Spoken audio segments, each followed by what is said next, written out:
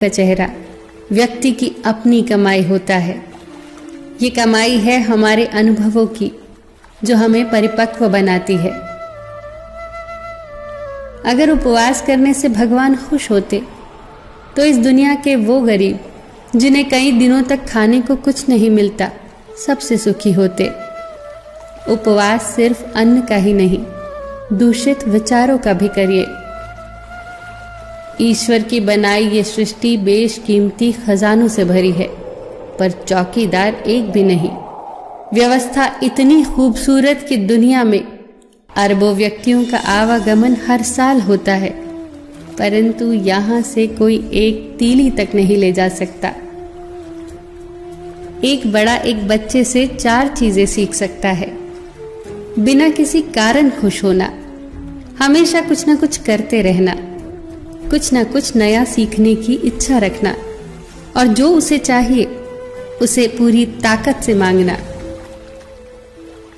संसार को व्यवस्थित करने के लिए थोड़ा सा भय आवश्यक है।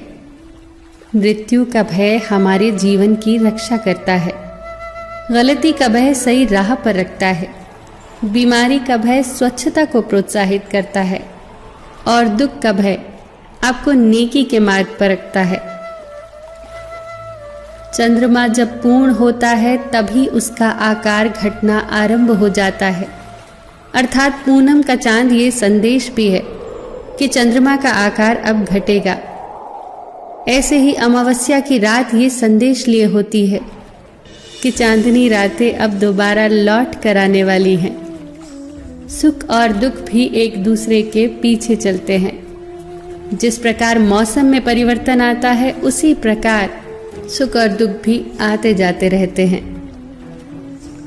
जब इंसान की मेहनत विफल होती है तो उसका विश्वास कमजोर हो जाता है, और जब विश्वास कमजोर हो जाता है तो उसके कर्म दूषित हो जाते हैं, और जब कर्म दूषित हो जाते हैं तो वो बर्बादी की कगार पर आ जाता है। इसीलिए अपने विश्वास को कभी कमजोर न पड़ने दो। प्रयास करते रहो, एक ना एक दिन मेहनत जरूर रंग लाएगी। बचपन में समय होता है, शक्ति होती है, पर पैसा नहीं होता।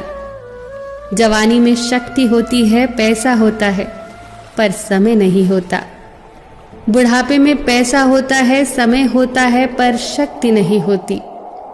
इसीलिए जीवन के हर एक क्षण का आनंद उठाओ, खुश रहो, सबका ख्याल रखो, पर अपना भी ख्याल रखो। हमेशा मुस्कुराते रहो, कभी अपने लिए तो कभी अपनों के लिए।